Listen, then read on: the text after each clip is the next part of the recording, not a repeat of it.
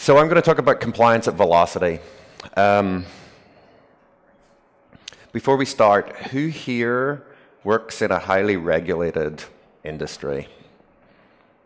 Okay, so you know more about compliance than I do. No. Who here does PCI or something, an audit? Okay.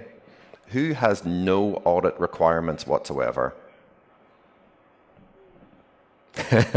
Tom, no audit for community. Right.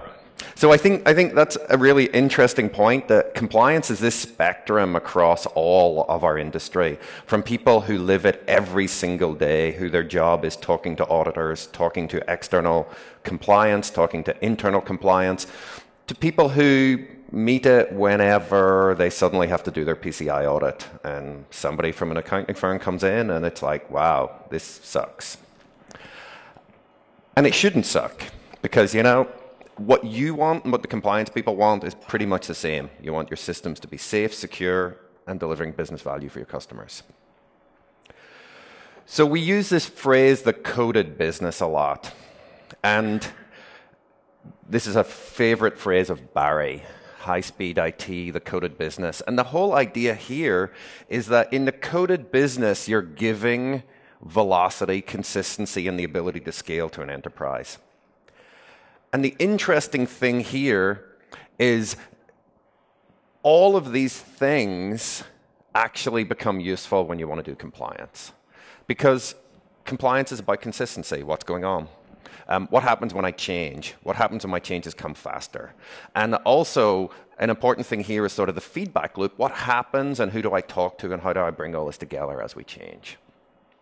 So we talk a lot about high-velocity business, and what I'm going to try and walk through today is sort of a story of why there's no difference between high-velocity business and doing compliance, even though naturally these two things are very separate in terms of the people involved and the speed of the process and the way they work. So this is old school business. Everything's very separate. So, you know, your concerns and the functions in your business is, can I operate more cheaply? Can I operate more efficiently? Do I know my customer? What is that sort of customer relationship and how do I manage it? And what does my product do and how is it different and how can I change it in order that I'm the right product? And the transformation that's happening is that instead of this, we sort of move to this relationship model. We're trying to put in this cycle, the automation cycle, that's going to bring these properties of the high-velocity business together and have your business working and changing. Now, when you look at that, that's all great. I mean, this is the cell of DevOps. This is why you come to ChefConf, and it's all wonderful. And then we've got this slide, and it's like, man, this is not quite so exciting and a lot more scary. You know, we have a huge amount of regulatory compliance frameworks. Anybody got one that's not up there? FFIEC, yeah. We talk about that later. Anybody under like GXP in the healthcare industry? You know, so I write a slide and I fill it all up the screen, and there are more. And also, the other interesting thing as well is what happens when you become a global business. You're going to grow big, you're going to go elsewhere, and suddenly you've got government compliance. You've got twists on each one of these things as you go to a different country. They want something slightly different. So it's not even that these tens of thousands of pages of documents that are represented very neatly in one slide here is all you really care about. All of these things have twists as you go to different countries, different regulatory jurisdictions. And often, I mean, if you're a global financial company, you're going to have Dodd-Franks, you're going to have Financial Conduct Authority in the UK, you know, you're going to have APAC-specific ones, and they're all sort of the same, but all sort of different. So let's talk about, you know, what's the big thing we have to do for compliance. And this sort of, you know, it's really about, can you prove what you're saying? So an example I think Jordan Day Matheson gave, and it's, you know, taking it to the extreme, but he's now at Yahoo. I think he's talking right now, was talking earlier, on security. And one of his examples was he had a job in a healthcare industry. And they were talking about the software development lifecycle and how do you put the compliance around that. And his boss says, as long as it's written down, as long as you've got a process, and you can show you have a process, you're good. So Jordan, if anybody you met him, he's a funny guy. And he likes to go for his counterexample. He said, so if we basically said the process from development to QA was we carve out the code in stone tablets, we put it in a donkey truck, and we ship it over to their office. And then they take it and they input it again, they run the tests. Is that good? It's like, if you can prove that you do it, when the auditors come, yeah, it's good. It's stupid, but it's good. So the big challenge is how do you prove it? When you're combining this with the velocity challenge, which is how do you reduce your drag? How do you make sure that you can have velocity, but also you can have acceleration? So you don't want to even be moving at the same speed. You want that rate of velocity to keep increasing. You want to improve things all the time, reduce the friction, reduce the drag, increase speed. So if we look at the real sort of how we dive into the compliance challenge, it breaks down into a couple of different bits that all bring sort of different aspects and flavor to this. Access control. So how do you let people use the systems that they've got access to? So, there's great answers, no root access. Now you've got to have named accounts. Now you've got an outsourcing company. And they don't want to deal with named accounts because they all want to come in because they've got transient staff working in your machines. How do you deal with that? How do you deal, again, the global business where you then have country-specific rules saying only this nationality can now access this system in this country, but in other countries, other people can. So you get into large matrices of access control that can grow in scale and complexity really fast. Processes, really, are things done in the right order? Have Adam's example of 4 eyes. So have 2 people seen the code before it moves to production. So you've got an ordering issue that you need to track. Traditionally, we go to sort of ITSM systems. It's ITIL, it's ServiceNow, some sort of process that's going to define the steps that we need to do across there. Tech debt is a really interesting one, which I don't normally think of in terms of compliance or hadn't done. So let's say you're running old Apache. It's tech debt, you can't change it, but you've now got a vulnerability. So not only do you have the tech debt obligation on the development team, but now you've got a compliance obligation on the operations team to do remediation or protection for those old systems in a different way. And which do you want to attack? Do you want to spend the time doing extra work, firewalling things off, putting bastions in place, controlling things down to protect you? Or do you want to move faster and just get rid of it? It's 2 different teams, and we begin to see the drag there. And also, even meeting regulatory compliance is often not enough. I mean, being able to prove, given Jordan's example, is great. But it's also like, how do you know that you actually know? How do you know that what you did was actually what you did? And how do you have that auditability? So often, compliance, this is a kind of a good point for, not for this audience, but for the people watching afterwards who are not all in regulated environments. There's a difference between compliance and audit. Compliance is the regulatory regimes. Auditing is the act of checking something on a set of systems. And you will be audited for compliance. So there's a distinction. One is a process, and one is a document, is a conversation as it grows, because it's an agreement between you, your security team, and your compliance team. And then you're going to get audited.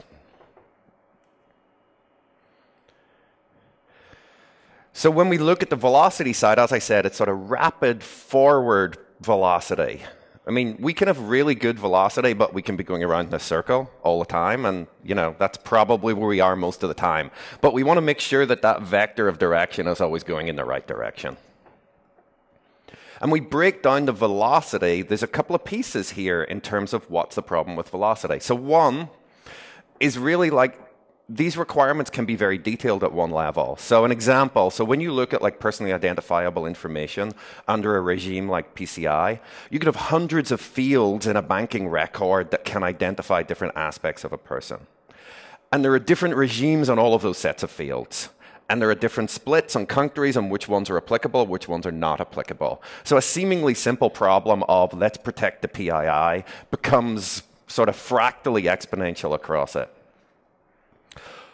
Also, some compliance regimes are really detailed and some are really abstract.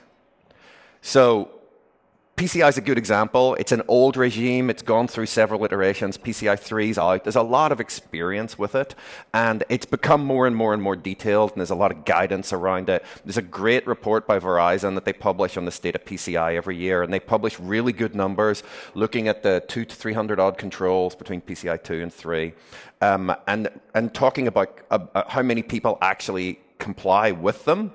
And they have some great numbers on vulnerabilities mapped to whether or not you were compliant or non-compliant. And so, as an aside, I'd really recommend you to check that out. It's really interesting to see how people tackle PCI, the controls that are easy, the controls that are hard, and which ones actually have implications for you. It's a great guide. So really here, a lot of the old regimes have had time to become concrete, but new regimes have not yet. And also, sometimes they're just abstract. So only users and automated processes that need access should be allowed access. I believe that's from SOX.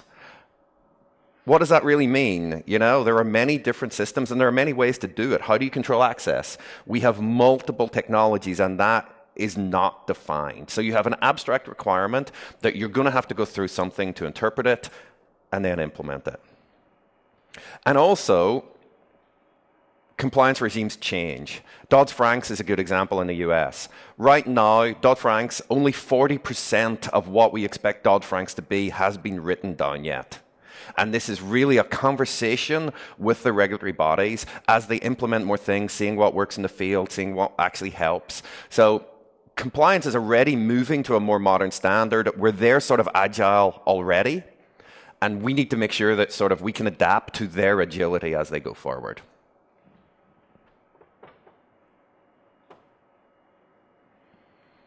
So this is the normal cycle of how it works. So the regulatory authority is going to come down with some sort of standard. Your executive level interprets this standard into some set of policies. So this is where we begin to say, you know, we must do access control across everything. Shell shock is a good example. Let's protect against that. The executives say, make all our systems secure against this. And then, of course, what happens is somebody's now going to have to go off and say, well, what does that actually mean? How do I make that secure? What are the actual implementation steps that I need to make on my hardware, on my systems, and in my workflows to implement that policy? And then we've got, you know, so this is UDA. So again, this is sort of DevOps and all of these things inside a compliance regime. So you take it and you say, well, I can implement it like this. Is that good enough, boss? And you go, and the executive goes, yeah, okay. And so this is where we get into risk and governance. So is the risk acceptable for the level we've gone? And each business unit could have a different example to this. So the executives are going to evaluate it at that level, and they're going to go talk to the authority, and they're going to give feedback. So somebody mentioned FFIEC. So there's an FFIEC position paper on cloud computing. And when it came out, it said banks can't use the cloud, basically, you know, which, you know, seems fair as a user of a bank. And the enterprises, the large banks, lobbied the regulators. And the regulators changed their position over time to a more pragmatic view where banks can use it for where it is appropriate. So this is an example between looking at the implementations in the field, talking then to the regulators, and then coming to an understanding of what is actually the pragmatic requirement. And this is why any approach to compliance needs to be able to accommodate new and changing requirements as you go forward.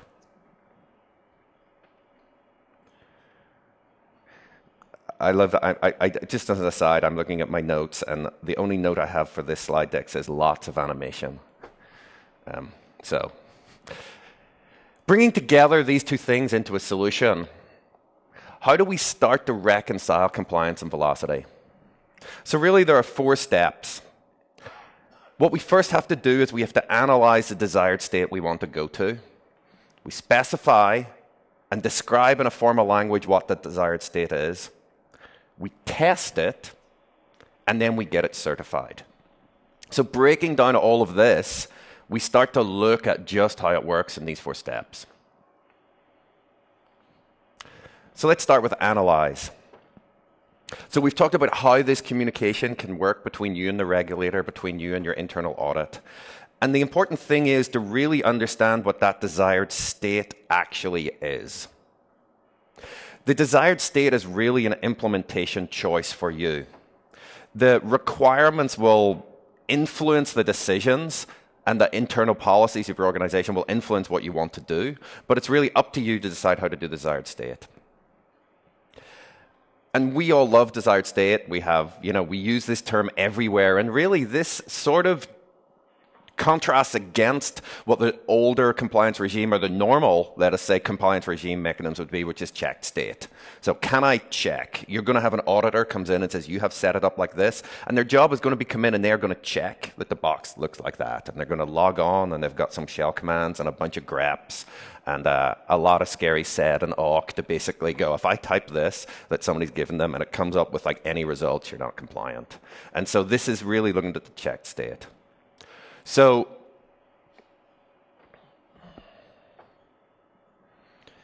it's all really about your mapping. So like getting to map from your policies and your compliance regimes into the desired state is the difficult problem here.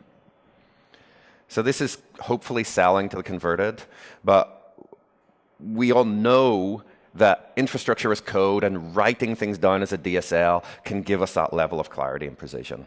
I've had conversations both with chef code and puppet code where auditors are now starting to accept it directly as a part of the audit requirements.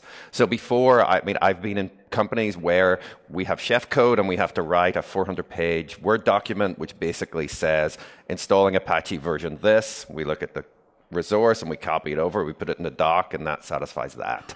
So moving to a point where you're in a relationship where we're understanding that the desired state in a clear and ambiguous terms gets you there, then what they're really then doing is auditing chef. Do I trust that when we run chef, do we get to the right state? And if you can get to that level of conversation, of the understanding with your internal audit teams, that they can then represent you out to the external auditors and to the compliance teams, that really you have expressed in an unambiguous form what the desired state is, and there's a process, chef client, that gets you there. So the very simple example, package is running, service is started, it's enabled. This is the simplest example of a desired state. I have a couple of other examples where we talk about some other ways of doing this as well later on. So let's go to the next step. So really, if you're not testing your compliance, it's all an illusion. So this is where we get into compliance and audit. So what I like here is that when we started with some of the features that we'll talk about, like audit mode and the client, I kept talking about it in terms of controls, IT controls, and audit. And I had some conversations with internal compliance teams, and they'd look at it and they go, that's server spec. I'm going, yes, it's kind of odd that you know that, given you're the compliance guy, but that's good. And they say, but this is just like TDI. And it's like, yeah, it is. And I had this feeling when we were doing the product that I couldn't go into audit and say, you're just writing tests. You're a developer too. We've went to sysadmins and said, you're a developer too. And now we're going to auditors and saying, you're a developer too. Is everybody a developer? And it sort of is in the coded business. So we're really giving them the exact same things that developers have in terms of test-driven infrastructure to give them some sort of compliance-driven infrastructure. And the really nice property, other than the scaling part of this, is if your auditor buys into test-driven infrastructures, we know when the best time to write tests are, right? Before we do anything. So what if we started writing our compliance regime rules and our audit rules before we started doing anything? And what if we got the auditors involved in the process before we started doing anything? So even if they're just sitting in the room, even if they're just sitting in your calls, in your stand-ups, they're going to start understanding what you're talking about. And if they're writing these tests, they're going to understand how it all maps. So this is sort of one of my main assertions on why compliance at velocity can happen. And it's all about bringing people into the conversation earlier, bringing those auditors and the security people into the conversation earlier, getting the trust with them that there is a process that is going to make sure that their assertions will be held true, and having them trust that. And the trust comes partially from the tool and partially from the conversation that they're having with you and their trust in you. So here's a simple example. It's a PCI example. And so the nice thing about the way we do it with Service Spec is it actually lets us express things that we can't express as resources. So there is no way in Chef really to say, make sure nothing's running on this port. Like, we don't have anti-resources. So Service Spec lets us express that negative outcome. I don't want this port to be open. I don't want more than 8 VMs on this physical box. It's really hard to do. So it gives you a way that you can express some of these things around state and also sort of the hierarchies that you need to represent in a language that you can then run inside your client run. And the way we've developed it is that we have a piece that runs in your client, we have a piece that runs on your server. Because the client, this is what you actually want to test and what you want to do with it. So I might want to route it somewhere. I might want to tell somebody. I might want to generate a report. And that's sort of all server side. So there are 2 bits. There's a control. There's a rule. So certification is fundamentally different from testing. Sometimes you don't need it. Sometimes, if they accept, and it depends on the sort of company you are, you might not need it. It's like your process could be, your code must go in, it must be tested, your infrastructure must be configured automatically, it must be tested. As long as you can show that, you're good. But when they are certifying, essentially the process that happens is your auditors, compliance teams, security responsibles are going to define a scope of testable compliance for you. And then engineering, the developers, the system administrators are going to implement the features to pass the tests that have been defined. In IT terms, or in IT audit terms, they're called controls, which is why we use this word control. But a control is a test. It's Service Spec. It's an expectation. It's something that needs to be met. And then what happens is that your auditors are going to come and certify that what you've done meets the scope of what they asked for. So if you can define that first step early and correctly, and then write the test to meet it, then you've got a much better chance of having a smooth process through audit. But it's important to see that, testing is something we all need to do all the time, and certification is something that the compliance team is going to do on our tests and our infrastructure together. So when we talk about this, we always talk about it from our perspective, but of course we have... Are there any compliance officers in the house? No. Security admins? Okay, a couple. Internal audit? Completely the wrong... Oh, wow, one. Thank you. Hi. I was thinking this is completely the wrong audience for that, but this is great.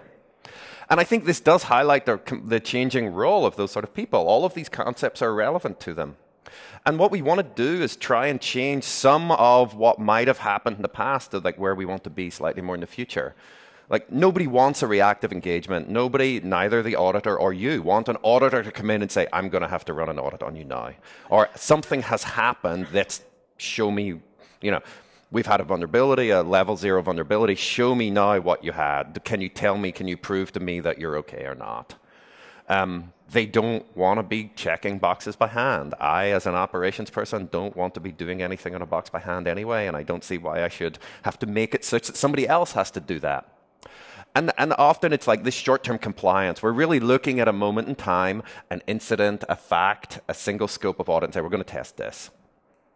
And really what compliance at velocity can start to move you to is a more proactive engagement. This conversation, this discussion between all the teams involved in making sure that you have a highly secure, scalable, and operating infrastructure. And that's what we all want together. We get to the point where the policy should now be expressed really as testable code. And we're really focusing now on long-term process improvement. So we can, because we've sort of taken out that reactive component and that urgency to show something, we can now spend more time building up the relationship and building up the process and improving our process over time. So again, back into lean. So lean compliance, let's improve the process as we go together with all the responsible parties here.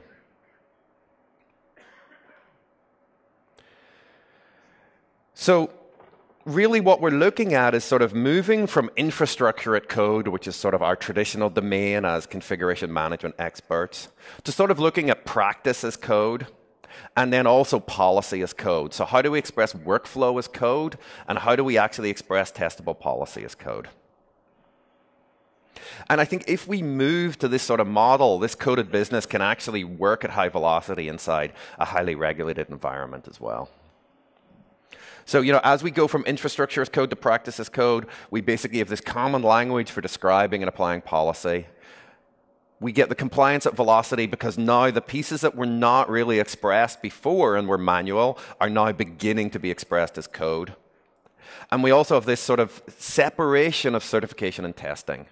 So certification can become a cheaper step if your tests are good. And also it can become a step which is shorter at the end and not being continually applied. So you're continually applying testing and then certifying when you need to.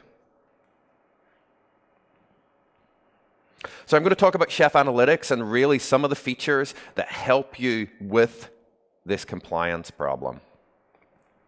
So this is a great book. If it's the right book. My product manager did the quote, and I gave him 2 books, and I think this is it. And I think if this is the right book, and I'm pretty sure it is, it gives a really practical idea for people who are not auditors of what an auditor does. But, there's this assertion that's saying built-in controls into the system really support quality because you can respond to changing conditions because you're only looking at the delta. And also if it becomes an essence of the environment that building these things in as much as possible, what you basically get is the whole enterprise is synchronized around it. It's not that you have any tension or different pools.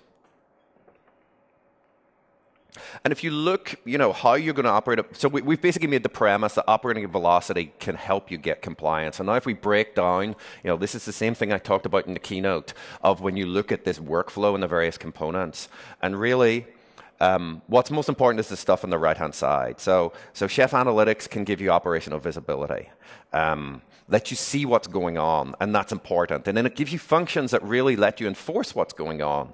And one of the things as we looked, we started with an analytics product really heavily focused around the insights bit.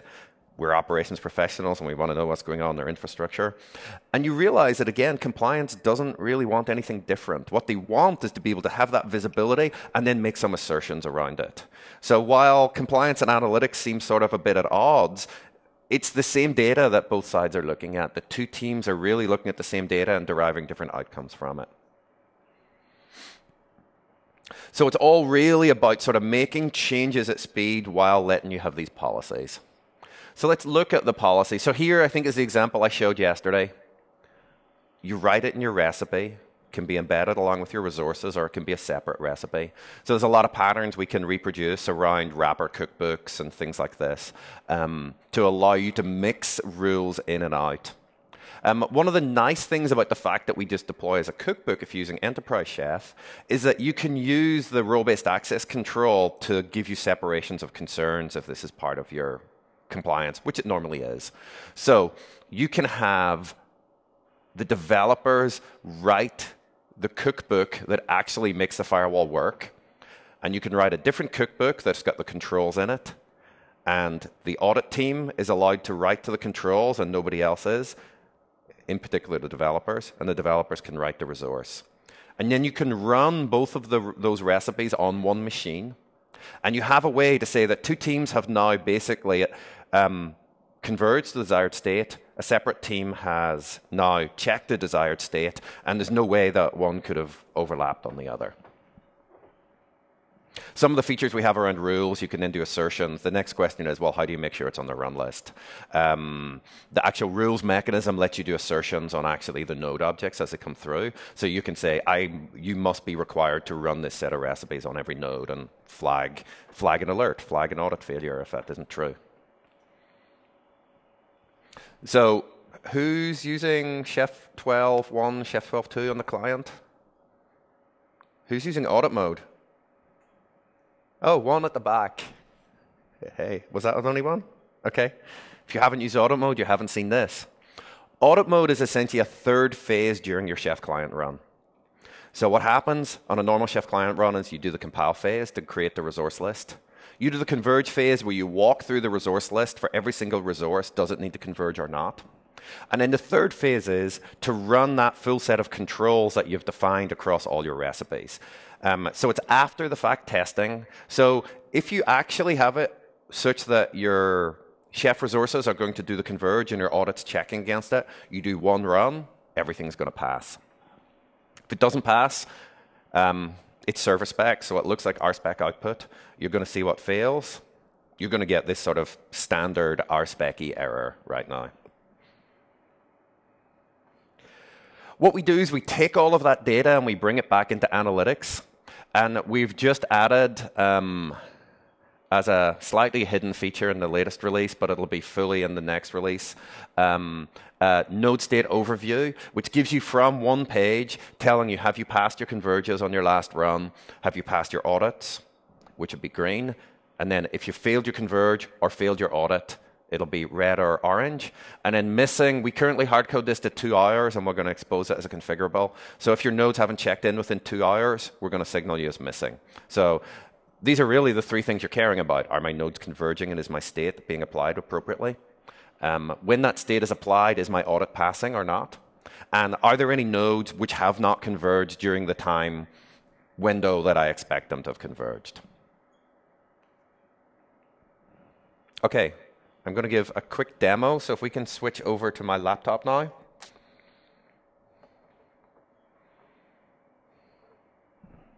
Hey, OK. So I have a couple of examples of some controls here. I have 2 sets of controls inside a single recipe. One set of controls are looking at SSHD configuration for access control. So we're just checking permissions on some files. Right now, so you could, because it's server spec, you can also check, have files got certain strings in them, so you can say your control could be you do not allow password authentication, for instance, and that can be a control at this level. And then I have another set of recipes, which is basically looking at whether or not Postgres is installed or not. So here's a control which is saying Postgres shouldn't be installed, shouldn't be running. And the negative test, there should be nothing listening on this port. And then I've run the exact opposite, which is basically Postgres should be installed. It should have a given version, which I hope there hasn't been one released since the last time I ran this demo, otherwise this will fail. The directories exist, that they have the right permissions, service is running, port is listening. So, pretty much a good description of what you would expect. You could then start looking at some features, whether or not replication's turned on for disaster recovery, where it's sending it to, what the PG hosts looks like, what's the access control on it. So you can see how you could extend this out as the scope of your audit grows. I have a box way over here in EC2. And I'm going to run ChefClient. So this is just running the SSH checks, and you can see that these are all working. If we look over inside the console, inside analytics, let's refresh that. So you can see some examples. Here's a couple of boxes, the web, the app, and the DB that I had set up in Vagrant, my local box, just to give us some data. You can see I did them over lunch, so they've all phased out. They haven't checked in for 2 hours.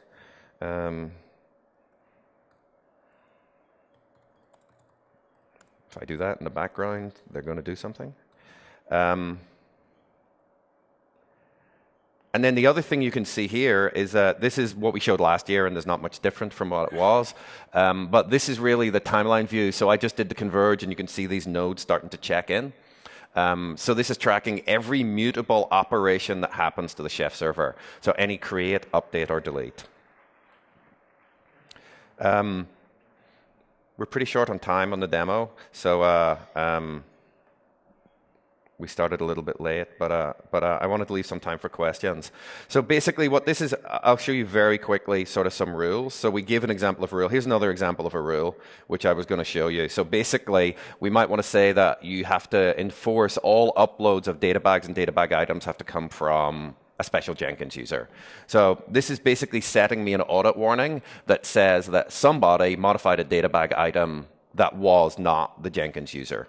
I have some examples for like run lists. We have some SOX rules. So we have a bunch of sort of different, and you can define different destinations and where these are going to be sent. So you might want to create audit rules, or you might want to notify an external system.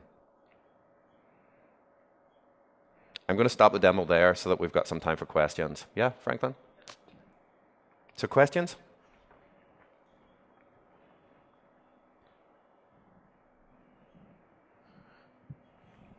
Yes. Questions. I'd love to hear about how you would fit the recipe server spec stuff into test-driven development without, copy paste. Right. Yeah, this is one of the things we talked about. So often people use server spec directly inside Test Kitchen as your set of tests. And when we first looked at it, while it's the same language that people are using, it was people tend to do a superset inside TDI, so they often do mutable operations and then check it and afterwards. So what we thought was that we would allow for those Test Kitchen to basically call out the audit rules that are defined in your cookbook as an extra sort of testing provisioning step, a test runner step, so that you could also write them here and they'd get run as part of that. We haven't done it yet, but that was our general idea. Yes. Jason? Do you envision that there would be a capability to be able to turn this on at an environment level inside of an org? So if you have like a PCI environment inside of some sort of org, everything just gets this audit log irrespective of a node configuration. It's like a little bit of the BFH, but to kind of have that level of... Yeah, one of the things we were talking about with a customer recently around this was to have an environment-specific always-on run list. It sort of goes to, turtles all the way down because it's like, well, the security team wants one to run now before and somebody wants one to run after. But it feels like a sweet spot is to add into an environment that here's a set of recipes which you always want to run. And that would fit exactly, it was in the sort of the context of the conversation. And I think we should do an RFC for that and actually talk about it because it feels like something that's generally useful in this sort of separations of control. And also where you've got a sort of SaaS infrastructure where you've got a team building up the base level. It might be audit rules, but it might actually just be resources as well. Yeah, good question. Any more questions? Yes. Follow up. That's a conversation. That's not a question. Let's keep it going. Do you anticipate there being kind of the notion of sort of chef spec for control groups and chef spec for audit? There's the RSpec, the server spec piece after the fact, but to be able to make sure that the right types of rules are actually defined ahead of time, sort of like we do with unit tests of chef spec against normal types of recipes and cookbooks. Let me see if I understand correctly. Okay. Is this the same as sort of the first question? You want these run as part of your TDI process? No, I guess as more of making sure that the spec against the test itself, it actually has the right things. And I realize it's a little bit of like test the test before you test test while you test those tests. Yeah. But at the same time, if it's a matter of making sure that there's the right level of another set of eyes that say these are the tests that we expect to be applied. Yep. Not so much that they're executed. We'll let Chef Client in its new capability do its thing, but did we actually make sure that like Telnet is turned off? Right. As part of that core recipe itself. Yeah. Again, it's a bit of a rabbit hole. It's kind of like how far do you have to go down? My feeling is that's always part of your manual process of do you believe that Chef is actually doing the thing that you want? And that certification, it feels more like certification that actually I believe what we're doing is the right thing rather than anything else. I would assume that as you're doing this, the first 5 audits, there's still somebody going to be going and, doing a netstat pipe grep port 23. So. Great. Any more questions? All right. Let's give a big round of applause. Thank you very much, James.